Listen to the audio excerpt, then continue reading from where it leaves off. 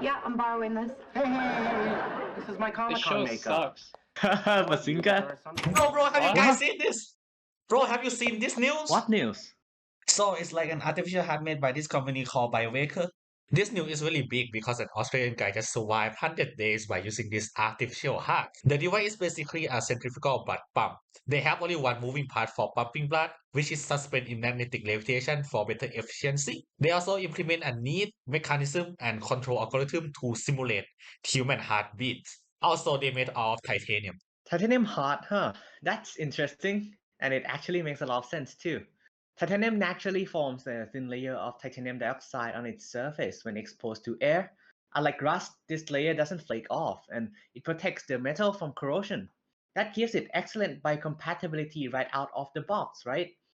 But isn't titanium usually used for bone implants? How is it compatible with soft tissues, like in this case as a heart replacement? I don't think soft tissue compatibility is a big deal. For other applications, such as in dental implants, you'll want the titanium to bond with the implantation site, so in this case the jaw, to induce osteogenesis, which means that the bone cells are formed at the site of contact. But the heart is actually suspended in a liquid sac in the thorax, so any contact with human tissue is minimal, meaning that titanium being inert is actually a good thing in this case. A problem that can occur in some rare cases is that some people may be allergic to titanium, which means that the implant will generate an immune response and reject the artificial heart.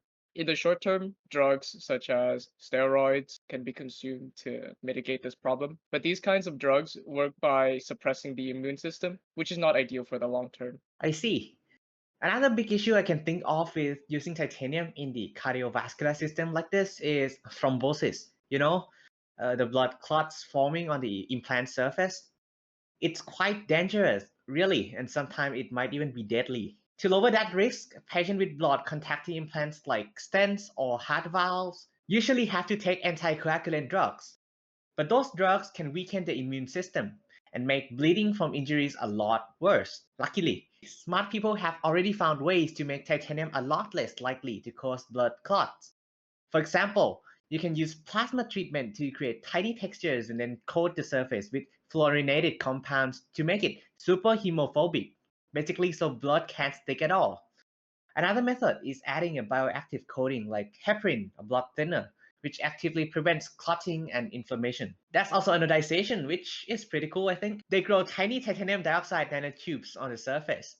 This makes the titanium much more hydrophilic, which stops platelets in the blood from sticking and keeps blood flowing more smoothly. Honestly, if they're using titanium for something like a heart implant, I'd bet they have already anodized it.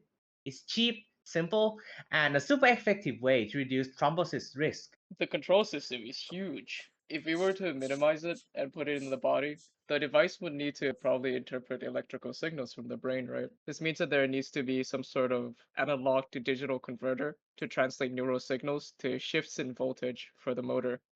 Yeah, for that, there are actually many kind of brain interfacing being researched. Clearly, they are generally divided being, invasive and non-invasive. I believe one of the more famous invasive one would be Neuralink, where they use polyamide thin film probe array to detect brain signal. So, according to the Neuralink, each array contains 96 threads, each with 32 gold electrode. That make like a total of 30,072 electrode per one array. Kind of crazy you think about it. There is also a more rigid electrode array in the form of microneedles made up of silicon, which can record neural activity quite accurately. They can even predict handwriting movement from paralyzed person.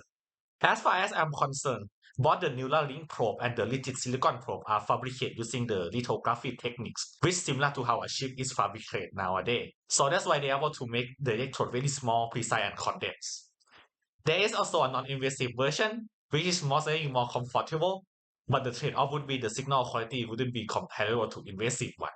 So I guess that's how we can interpret, electrical brain signal and send it to our artificial hearts. Actually, in reality, it is more complicated than that. When you are stressed, the sympathetic nervous system, or SNS, takes over. It's controlled by the brainstem, hypothalamus, and spinal cord, which send signals through nerves fully wrapped in myelin. These signals travel down the spine and branch out to the heart, where they release norepinephrine. That chemical binds to the heart's pacemaker, the sinoatrial node, making your heart beat faster. Since all of this happens deep inside your body core, it's going to be pretty hard to directly detect or sync these signals. I think it's going to be a tough job on this one.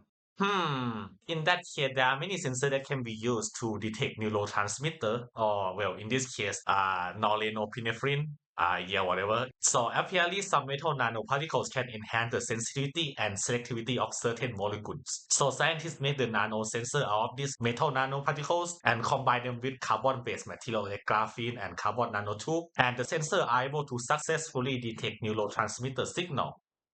There is also something called an organic electrochemical transistor, which behave very similarly to normal transistor, but instead they switch on and off based on the detect ions or molecule. There is a lot of research that uses current transistor to detect biomolecules inside our body, including neurotransmitter. There are a lot of nanosensors out there besides the two I mentioned. Some can even manipulate light to detect biomolecules. So I think nanosensor is probably my best bet if we going to make an artificial heart able to communicate with the spinal cord. So the question still remain, where are we supposed to put the battery? So in the future, we can have power generation inside the body. Piezoelectric nanogenerators convert tiny movement into electrical energy. At the nanoscale, materials like nanowires produce a small voltage when they are bent or squeezed, thanks to the piezoelectric effect.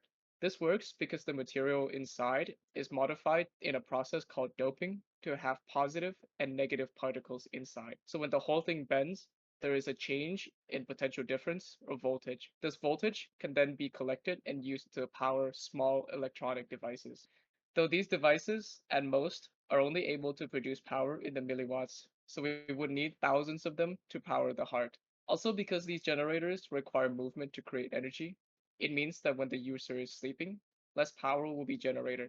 As a result, there needs to be a capacity to store energy during the day and release it at night, or else the heart is just going to stop working. So, at our current technology level, the heart cannot power itself. But in the future, we might get an artificial organ that can work on its own.